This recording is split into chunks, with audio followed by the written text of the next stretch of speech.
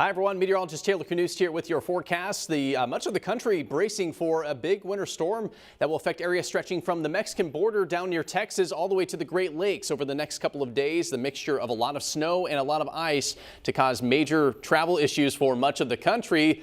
Meanwhile, here in Iowa, we're not going to see too much of this. There could be in excess of a foot of snow from Missouri over to Illinois and Indiana. But we're just going to get clipped by this system in southern Iowa. Some of the totals pretty impressive forecast-wise. I mean, over a foot possible in Detroit, nearly a foot in St. Louis and Chicago. So a lot of major cities will be affected by this big winter storm.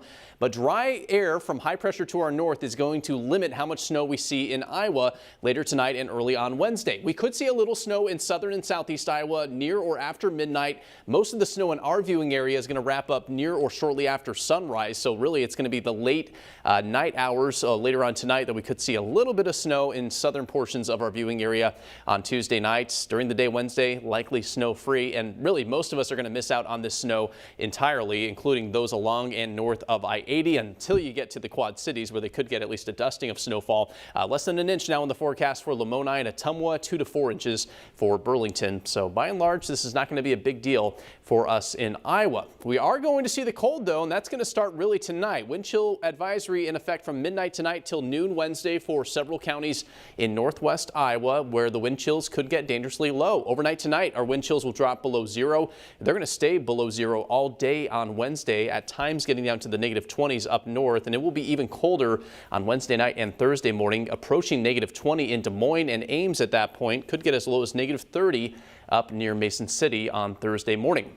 Actual temperatures will be above zero, but it's going to be a much colder day on Groundhog's Day, with temperatures starting in the single digits, only getting to the low teens in the afternoon.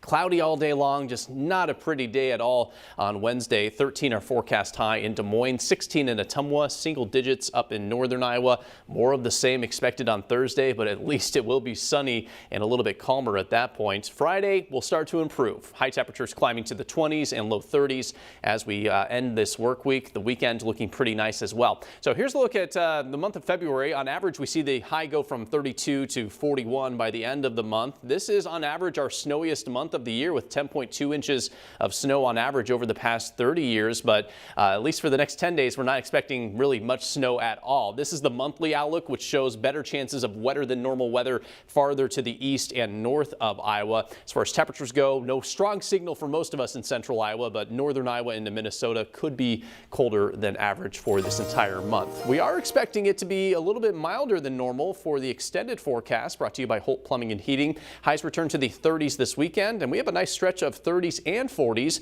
as we head into next week.